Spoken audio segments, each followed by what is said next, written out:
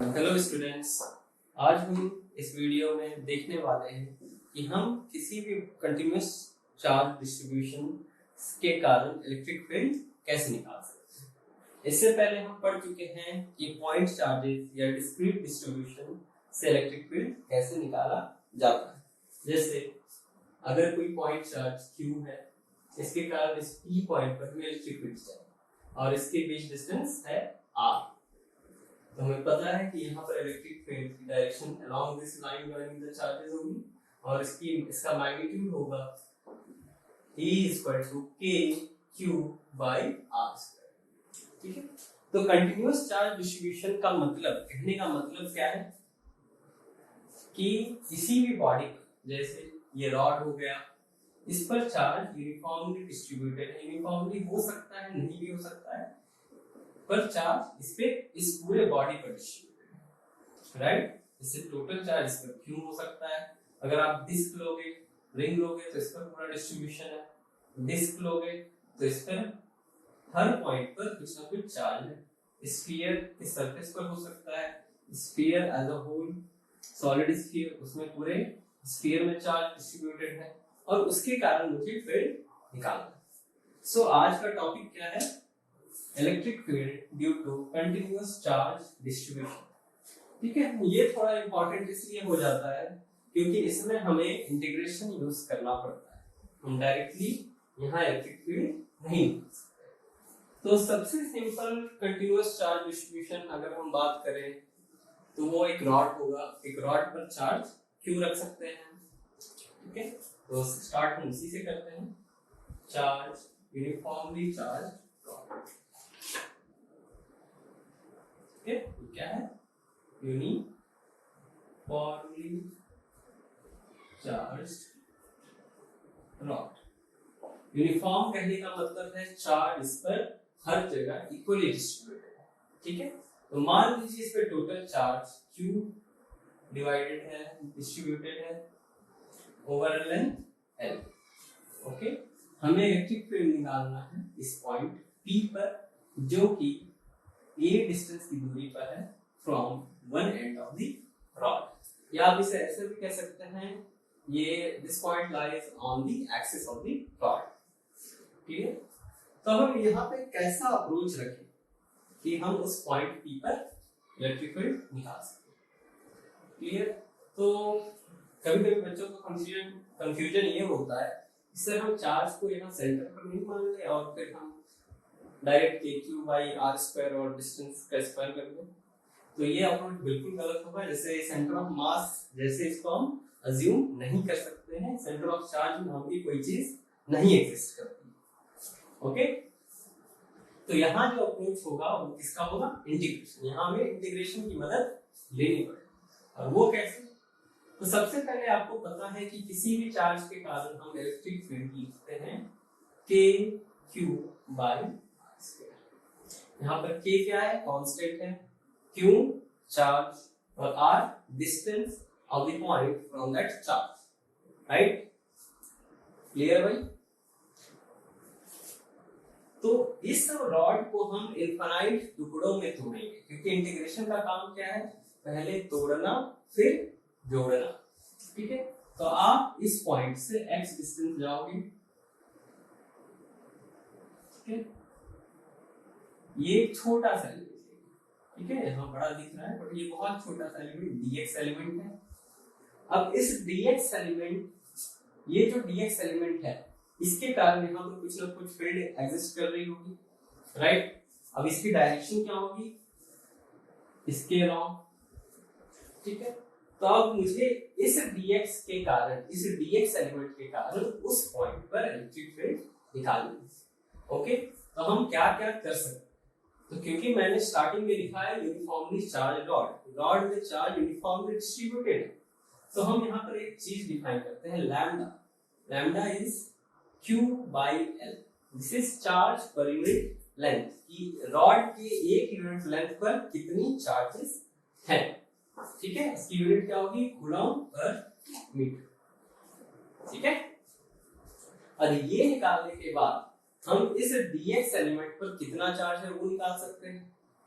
Clear है, क्योंकि charge per unit length मुझे पता है, जैसे कॉस्ट ऑफ ए पेंसिल पर पेंसिल अगर मुझे पता है तो मैं 10 पेंसिल का नाम निकाल सकता हूँ, हाफ पेंसिल का भी निकाल सकता हूँ, राइट। उसी तरह अगर चार्ज पर यूनिट लेंथ है तो मैं इस dx लेंथ पर कितना चार्ज है वो मैं निकाल सकता हूँ।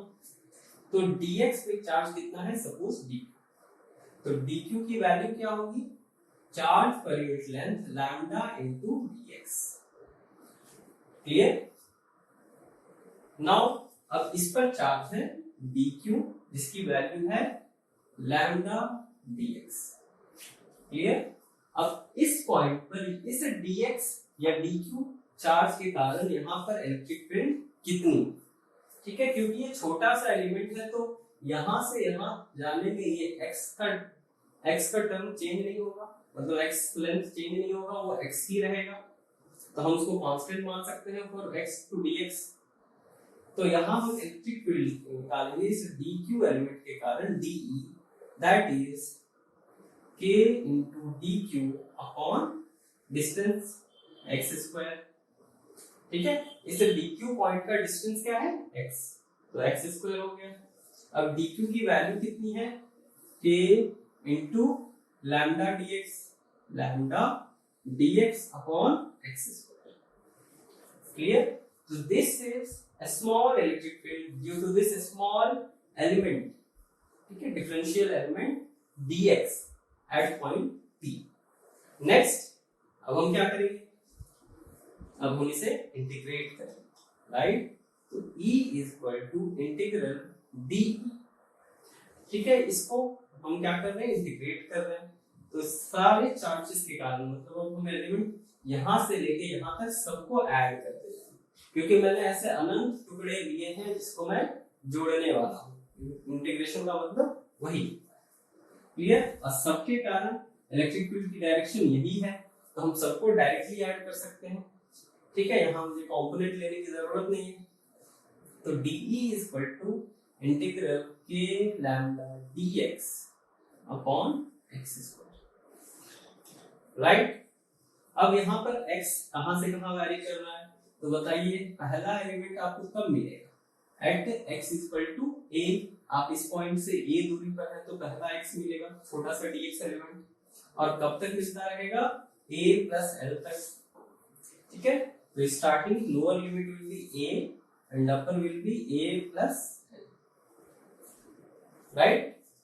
चलो अब इस टर्म में यहाँ k और लैम्डा क्या है, कांस्टेंट, तो वो बाहर आ सकता है, ठीक है। Limit a to a plus l dx upon x square, ठीक है, 1 बाई x स्क्वायर का इंटीग्रेशन। अच्छा, अगर आपको इसमें भी दिक्कत है तो मैं कर देता हूँ, this is of the form x to the power minus 2 dx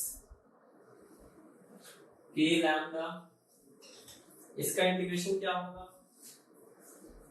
x to the power n का इंटीग्रेशन क्या होगा बताइए, x to the power n plus 1 upon n plus 1, okay. उसी तरह यहाँ पर x to the power minus 2 है, इसका इंटीग्रल टर्म क्या हो जाएगा, k lambda x to the power a to a plus n, obviously x to the power n plus 1 तो minus 2 plus 1 upon minus 2 plus 1, ठीक है। इसकी वैल्यू क्या हो जाएगी, k lambda x to the power minus 1 upon minus 1, तो ये बन जाएगा minus 1 by x, right. Limit is a to a plus n, okay. Next अब आप लिमिट पुट कीजिए, क्योंकि साइन माइनस है, k lambda upper limit is minus of 1 by a plus l minus of minus 1 by a, positive हो जाएगा, और इनको solve करने के बाद जो हमारा आंसर आएगा that will be k lambda into 1 by a minus 1 by a plus l, So this is electric field due to a uniformly charged rod.